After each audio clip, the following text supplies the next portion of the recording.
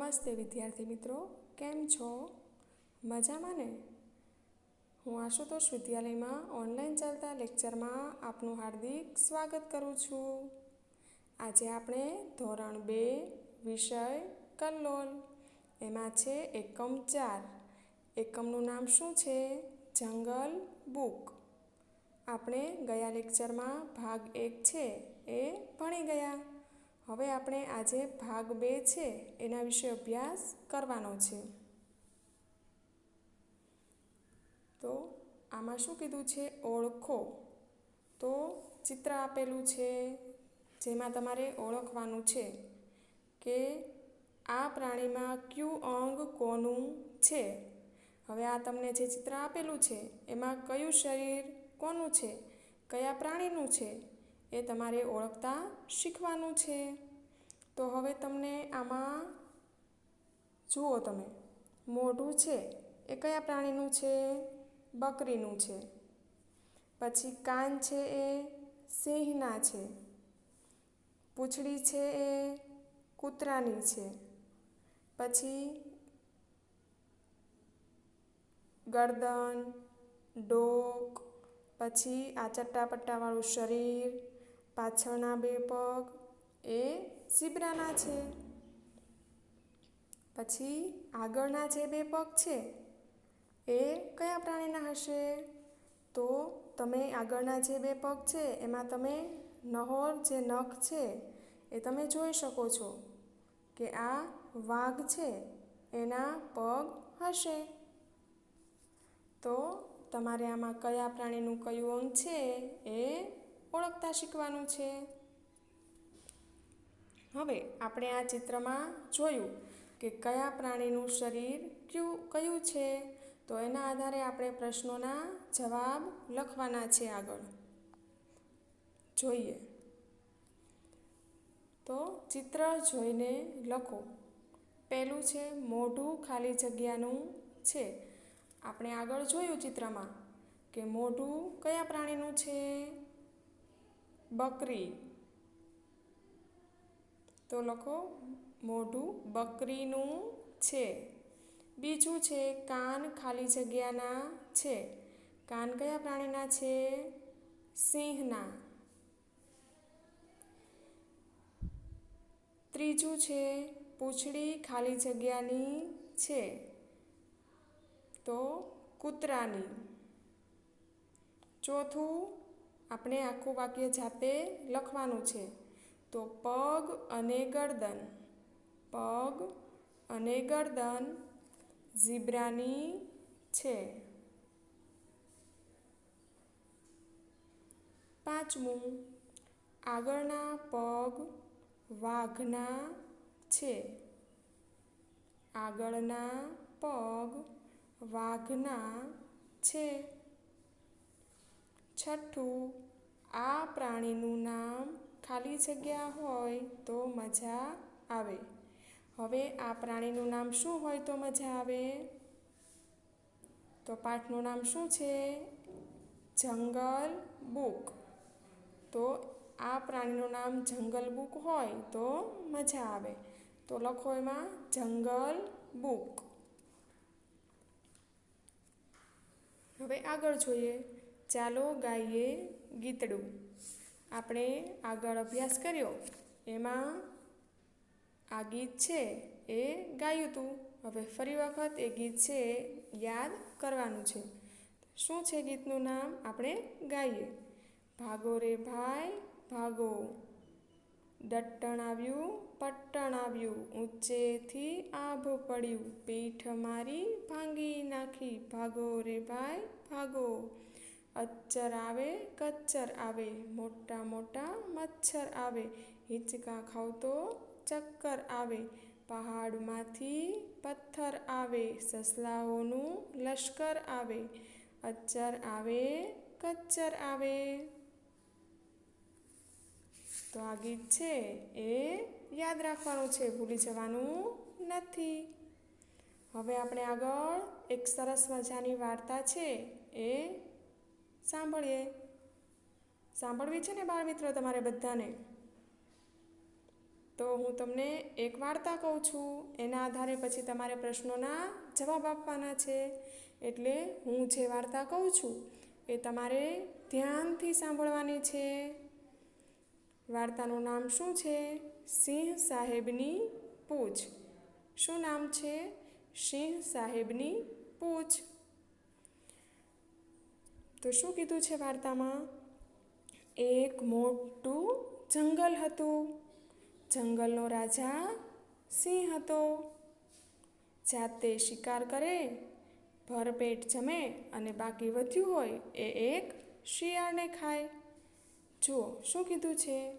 એક મોટું જંગલ હતું. જંગલનો રાજા કોણ હતો?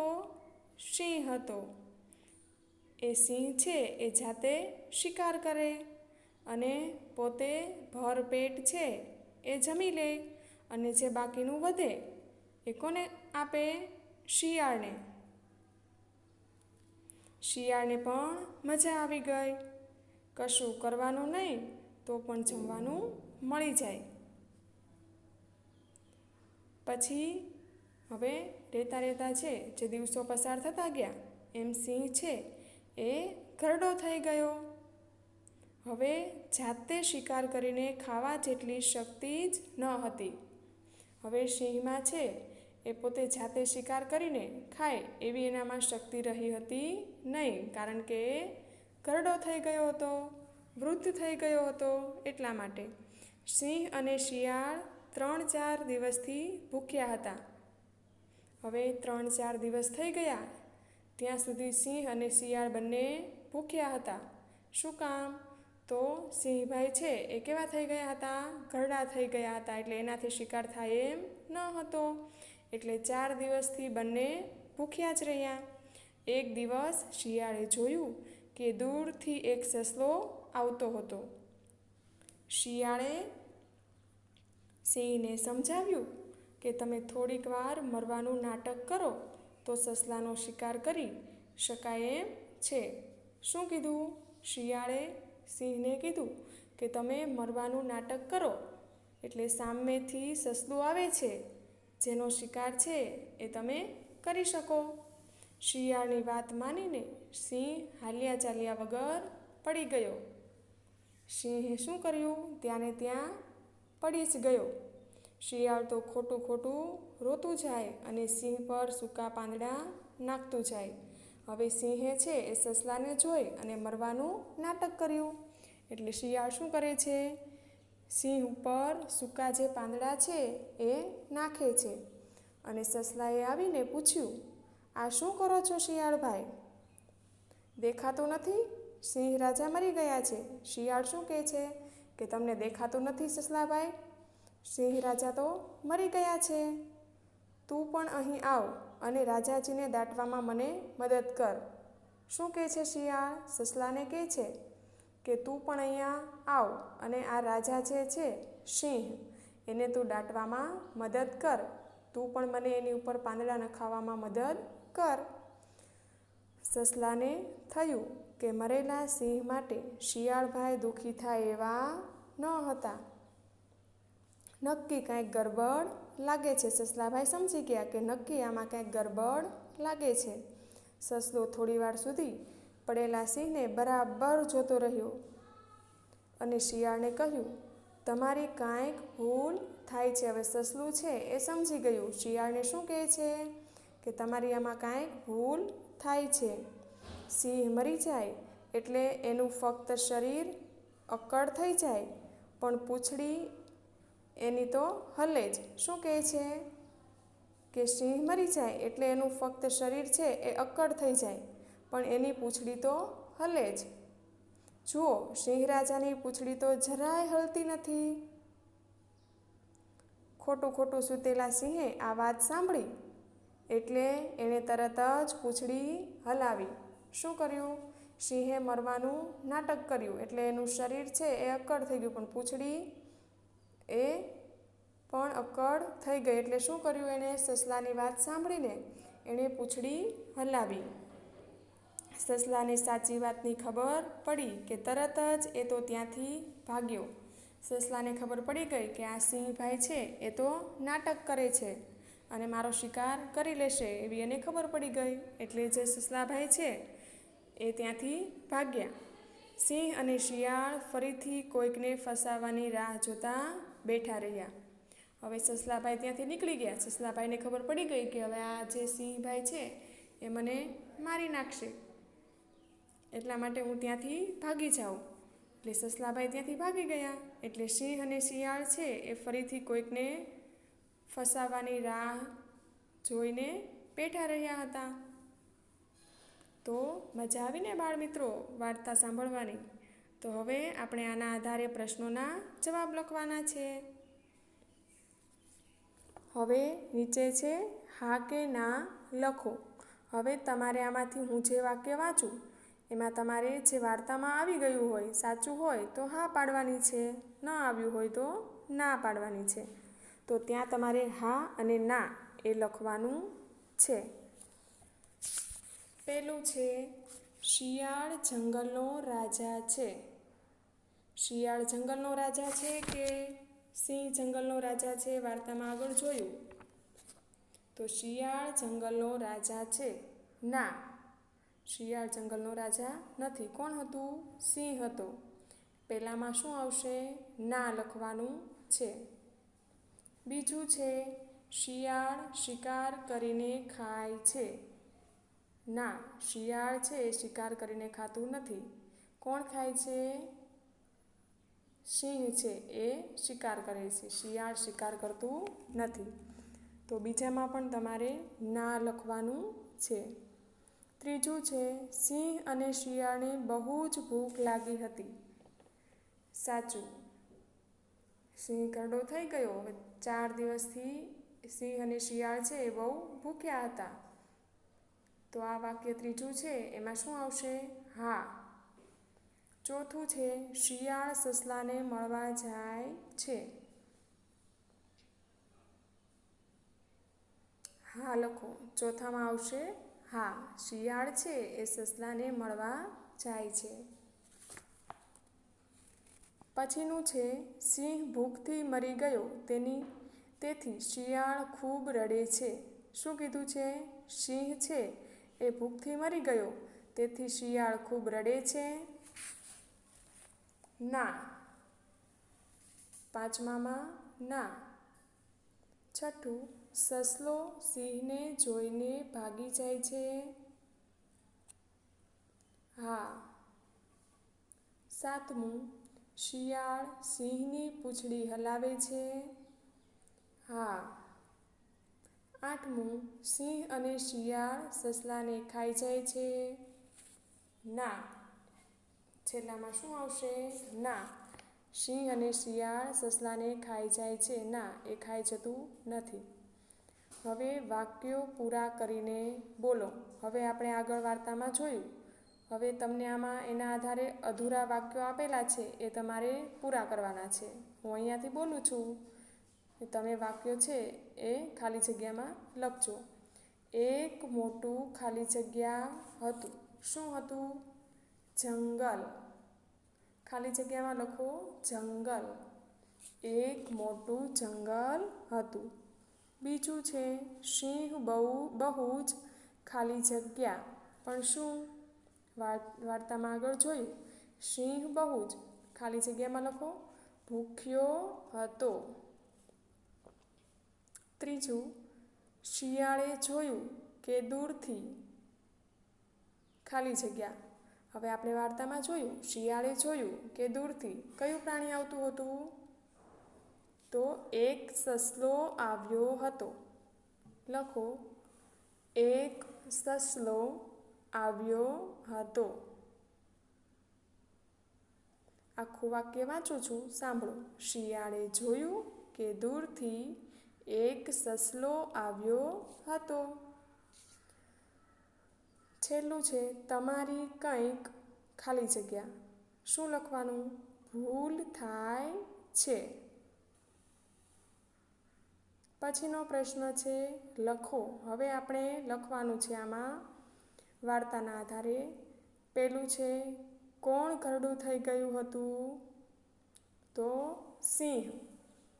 બીજું છે શિયાળ સિંહ ઉપર શું નાખતો હતો? સિંહે મરવાનું જે નાટક કર્યું હતું ત્યારે શિયાળ છે એ સિંહ ઉપર શું નાખતો હતો?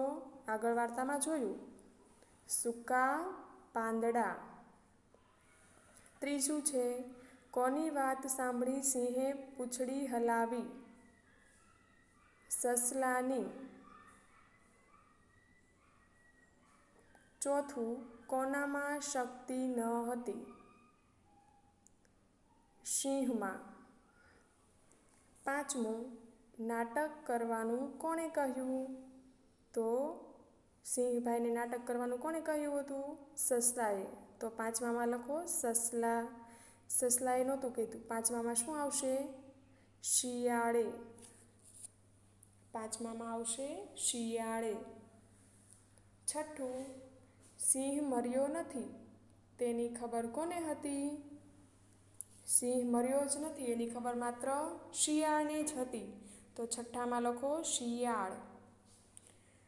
સાતમું છે સિંહની હલતી પૂંછડી કોણે જોઈ? સસલાએ. આઠમું, સાચી વાતની ખબર કોને પડી? તો સસલાને. હવે ક્રમમાં ગોઠવો. દરેક વાક્ય 2 વખત વાંચો, વંચાવો અને પછી પૂછો કે સૌથી પહેલાં શું થયું, તે પછી, એના પછી અને છેલ્લે શું થયું.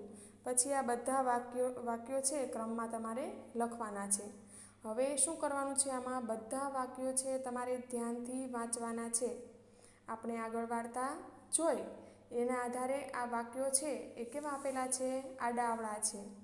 તો એ વાક્ય તમારે વાર્તાના આધારે ક્રમમાં લખવાના છે કે પહેલાં શું થયું હતું, પછી શું થયું, એની પછી શું થયું. એ વાક્ય છે એ તમારે ક્રમમાં લખવાના છે. તો આમાં તમને 5 વાક્યો આપેલા છે. હું વાંચું છું, તમારે ધ્યાનથી સાંભળવાના છે અને નીચે છે એ તમારે જોઈને લખવાના નથી. પહેલું કયું આવે છે, બીજું કયું, ત્રીજું કયું, એ રીતે તમારે લખવાના છે. હું 5 વાક્યો વાંચું છું. પહેલું છે ખોટે ખોટું સૂતેલા સિંહે પૂંછડી હલાવી. બીજું, શિયાળે સસલાનો શિકાર કરવા માટે યુક્તિ કરી. ત્રીજું, સસલાએ કહ્યું કે મરેલા સિંહની પૂંછડી તો હલે. ચોથું, શિયાળે રડતા રડતા સિંહ ઉપર પાંદડા નાખ્યા. પાંચમું, સસલાને ખબર પડી ગઈ કે સિંહ જીવે છે. તો આ વાક્યો કેવા છે? આડાઅવળા છે. હવે તમારે આને ક્રમમાં લખવાના છે. હું જે વાક્ય કહું એ વાક્ય તમારે લખવાનું છે નીચેના ખાનામાં. પહેલા ખાનામાં લખો શિયાળે સસલાનો શિકાર કરવા માટે યુક્તિ કરી. શિયાળે સસલાનો શિકાર કરવા માટે યુક્તિ કરી. એ તમારે પહેલા ખાનામાં લખવાનું છે. બીજું છે એના પછીનું કયું વાક્ય આવશે? શિયાળે રડતા રડતા સિંહ પર પાંદડા નાખ્યા. પહેલાં શિયાળે સસલાનો શિકાર કરવા માટે યુક્તિ કરી. પછી બીજું વાક્ય શું લખ્યું આપણે? કે શિયાળે રડતા રડતા સિંહ પર પાંદડા નાખ્યા. પછી ત્રીજું વાક્ય આવશે કે સસલાએ કહ્યું કે મરેલા સિંહની પૂંછડી તો હલે જ. ત્રીજું, સસલાએ કહ્યું કે મરેલા સિંહની પૂંછડી તો હલે. ચોથું છે ખોટે ખોટું સૂતેલા સિંહે પૂંછડી હલાવી. પાંચમું, સસલાને ખબર પડી ગઈ કે સિંહ જીવે છે. તો આ 5 વાક્યો તમારે ક્રમમાં લખવાના છે. હું ફરી વખત બોલું છું, તમારે ધ્યાનથી સાંભળો. પહેલું ખાનામાં લખવાનું છે શિયાળે સસલાનો શિકાર કરવા માટે યુક્તિ કરી. બીજું, શિયાળે રડતા રડતા સિંહ પર પાંદડા નાખ્યા. ત્રીજું, સસલાએ કહ્યું કે મરેલા સિંહની પૂંછડી તો હલે. એના પછી ચોથું, ખોટે ખોટું સૂતેલા સિંહે પૂંછડી હલાવી. અને છેલ્લું પાંચમું છે, સસલાને ખબર પડી ગઈ કે સિંહ જીવે છે. તો આ રીતે તમારે લખવાનું છે. તો આપણે આવતા પીરિયડમાં આનો ભાગ ત્રીજો છે એ જોઈશું.